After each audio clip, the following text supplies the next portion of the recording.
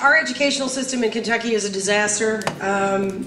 For us here locally, it's even worse. But as governor, and I'll start with you, as governor, what will Bobbie do to improve the educational system in Kentucky as it pertains to, comparatively speaking, with the nation?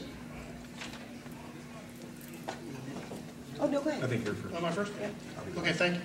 Well, Bobbie really thinks that education is a great example of where we haven't used technology at all to anyone's benefit, especially not the students.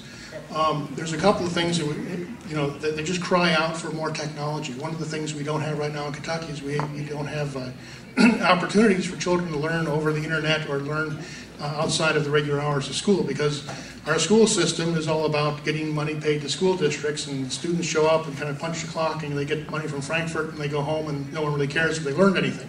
What we need is a system year-round where students are tracked, they're tested, they have free internet access and education year-round, 24 hours a day, help with their homework, things like that. That's very cheap to do. There's already several free online services that do that.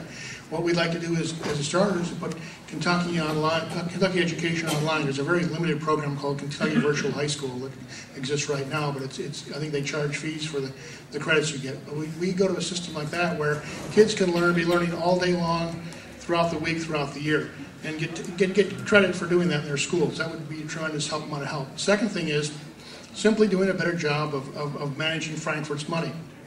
There's no accountability in how we follow it. We've been through all the problems with CATS testing and the successors to all that. There's no real standardized way we do that. We're going to use national standardized testing. The college boards, things like the SAT and ACT, there are other standardized tests that will be much better used to really track schools and how they're doing, and hopefully put some accountability into it. But of course, as we know, the school lobby, whether they're unionized or non-unionized, is going to be very, very protective of their turf. And the third thing we can do is much more expanded school choice. Now, right now, besides putting school choice, using lottery money, using expanded gaming money, if you do, that comes about for real school choice options. There's also proposals for public charter schools. David Williams had a bill this year that would have provided that. The governor had a bill for increasing the dropout age. Now, neither one of those guys would compromise at all and move a little bit and say, okay, I'll increase the dropout age, let's say, if we expanded opportunities in charter school education.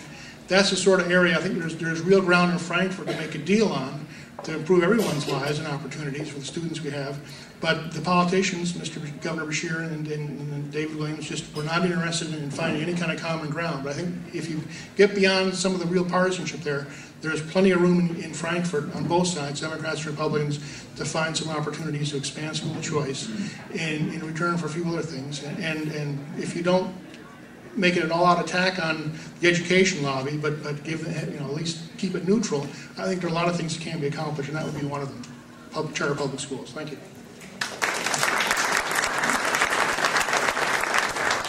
I have a follow-up question, then I'll ask Phil the same two questions. But the follow-up is, Kentucky has one of the highest rates of administrators to teachers ratio.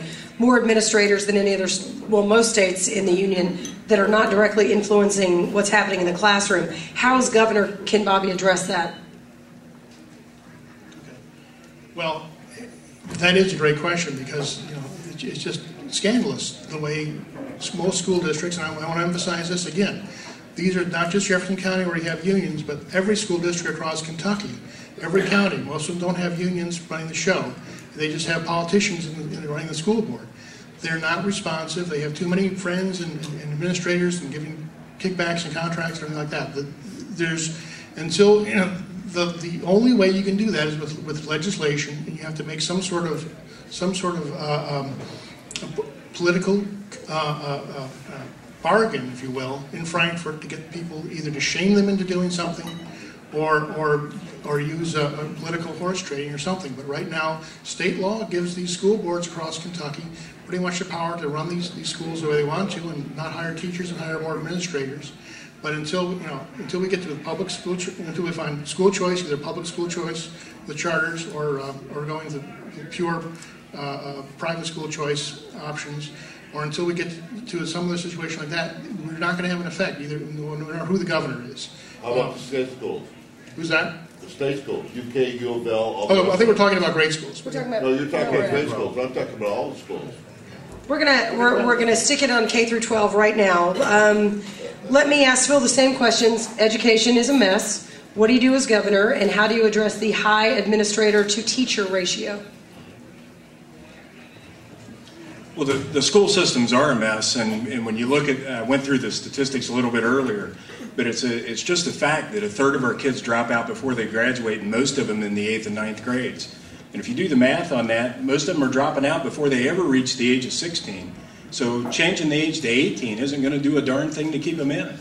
The way you keep kids in school is you keep them engaged and you keep them interested and give them more opportunities to be successful.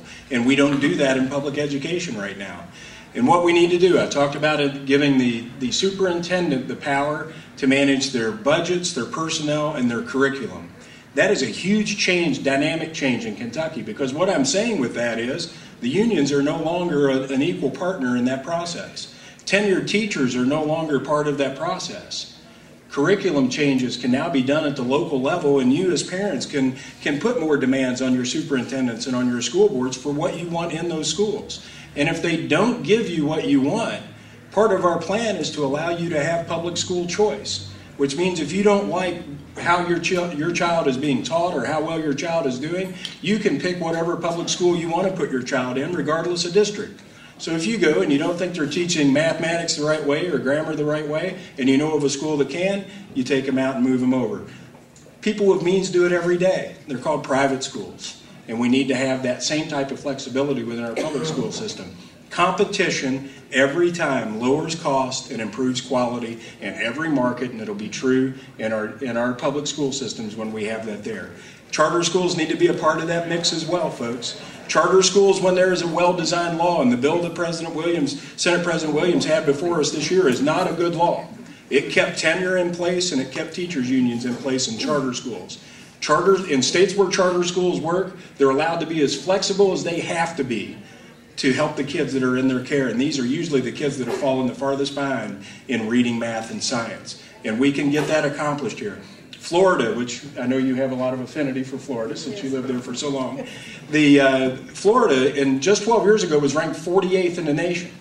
After 12 years, and they've introduced more public school choice initiatives for parents to become more involved in the education process. They've gone from 48th to 10th in just 12 years in terms of how well their school systems are doing. We need to be part of that system as well. We need those choices because I'll be honest with you folks, the only thing we've proven at the government level is that we're not very good as a government in educating kids.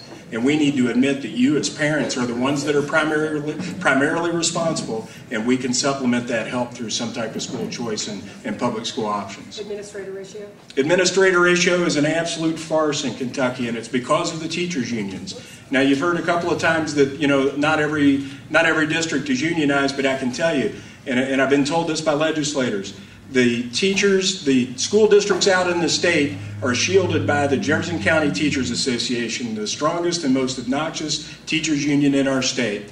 They're the ones that demand what happens in the school system, and the rest of the state follows along.